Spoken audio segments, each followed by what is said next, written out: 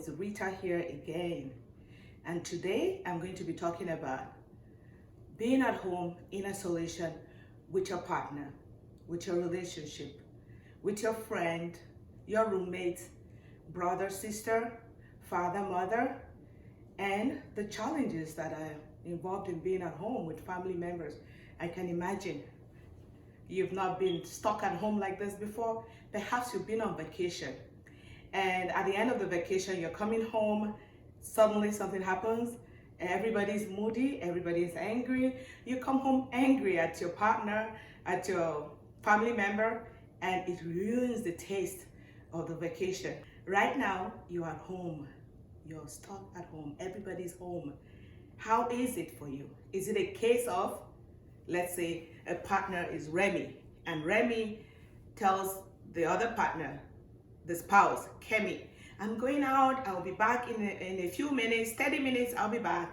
And he takes the car, he goes out, and an hour later, Remy is not back.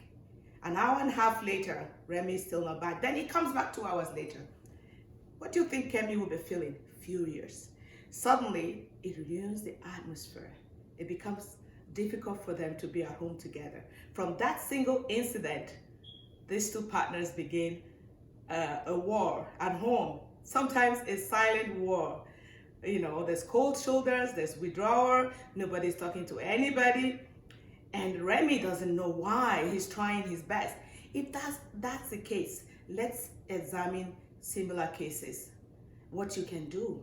Number one, both of you need to go evaluate what just happened. Sometimes it might take you days to realize we're being cold to each other. The atmosphere has changed. I encourage you, sit back, evaluate your relationship. You can evaluate just what happened. Why is she cold? Why is Kemi cold? Why is he cold? Why is Remy cold? What happened? And what has been happening? COVID-19 is giving you time to stay at home and do self-reflection, right? Reflect on your relationship. And then manage it. So evaluate, assess, reflect, and manage it. If it's communication problem, Remy might have done that without thinking.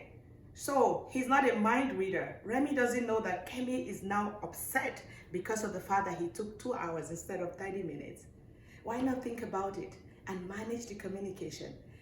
Kemi go to Remy and say, hey, when you told me you were gonna go out for 30 minutes and you were out for 2 hours, I felt lonely. I felt like you lied to me. I felt that I couldn't trust you. Then you give Remy a chance to say, oh no, it was unintentional. I had a flat tire or whatever it is, but talk about it. Look, it's COVID. It's keeping us all in at home, but you're safe at home. You're healthy, Enjoy the time you're at home. Manage whatever it is. If it's a sibling rivalry, sibling situation, try your best to have a meeting with your sibling. Manage it. Don't be in isolation and be in pain. I'm going to encourage you to think about what is happening around you in your home. Be deliberate. Be deliberate to make the atmosphere a beautiful one. You are responsible. Kemi is responsible. Remy is responsible to make the atmosphere good for everybody. Good for you, good for the family members at home. Another thing I'm going to say is be grateful. Gratitude. Do gratitude exercises every day. Make it a Thanksgiving period. A period to say, thank you, Lord. Thank you for everything. Thank you, Kemi. Thank you, Remy. Thank you, children. Thank you for loving me, for being here. I love you. Make it a joyful period. Make it a grateful period. Tell me, what are you grateful about? Don't spend time being angry at each other during this period. Don't spend time being hateful. Be grateful. Be grateful for what you've got. Even if it's a little, be grateful. You may say, how can I be grateful? I've lost my job. Manage the situation if you've lost your job. Take a pen and paper, take your iPad, your iPhone, write your phone, whichever phone you have, and begin to Make note of the next thing you can do with your talent, with your career. You might have lost it, but what's next? Who do I call? Everybody is home now, so think about your network of support. Everybody that you know that you can call right now to support you. Think about them.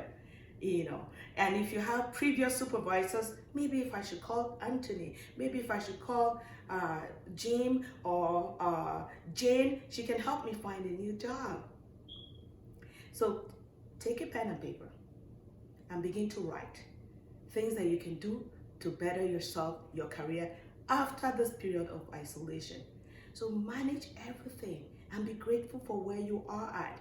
Manage it. Manage your career, manage your talent, manage your time, manage your money, manage your physical health, manage your body, soul, and spirit.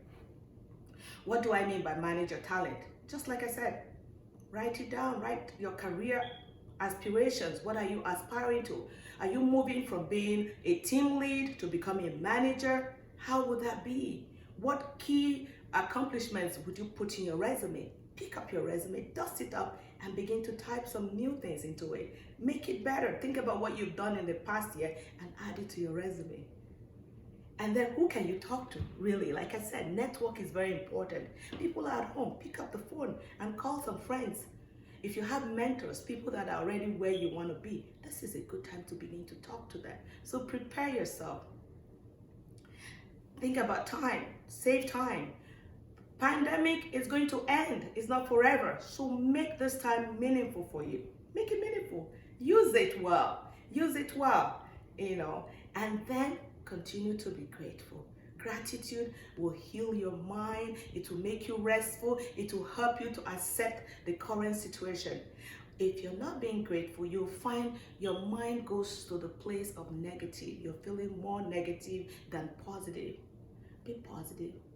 And finally, I'm going to encourage you, be kind. Be kind to yourself. Be kind to people around you. Look at your contact list on your phone and check people you've not spoken to in the past few months, in the past year, family members all over the world, people that may be isolated. Think about what kind of kind gestures you can do to support them. If you have the money, you can send a bit of money. If you don't have money, you can pick up the phone and call them. I bet it will make them happy. Be kind to yourself and don't be judgmental this time. This is not a period to judge. It's a period to help. Perhaps you have a neighbor, he's an alcoholic and you know he has some kind of disability and this period is really difficult for him. He's not going out. Don't sit in your home and say, good for him, he's an alcoholic. Go and now drink some more alcohol. No, think of what you can do. What did Jesus do when Mary Magdalene is about to be stoned? He took care of her. He used his power because the people that wanted to stone Mary Magdalene knew that he had power. He used it and they withdrew. Your power is to go to the store and buy grocery and support that neighbor that is struggling. That's power. You've got some power. Your power is to pick up the phone and encourage somebody that is in isolation, has nobody visiting, has no friend. Then you'll be doing just like Jesus did and supporting. What did Jesus do? He healed, he saved, he delivered, he nurtured many things. This is the time for you to support people. This is the time for you to put aside discrimination, racism, anger, bitterness, jealousy, or whatever it is. Support your neighbor. Be kind. Above all, be kind to yourself. Love yourself. Nurture yourself. You may not have a lot. Use the little you have to make yourself happy. And this is how I'm going to end with this video today. Therefore, evaluate the situation, assess it, reflect on it, manage it. Be grateful for where you are. Be grateful for what has happened. Whatever it is, be grateful. Remember, the pandemic is going to end. And be kind. Be kind to yourself. Be gentle with yourself and be gentle with others. It's Rita again. Reach me at my email and I'll be able to respond to any questions. This video was made in response to many questions I have had already. All right? Stay well, be kind, and be blessed.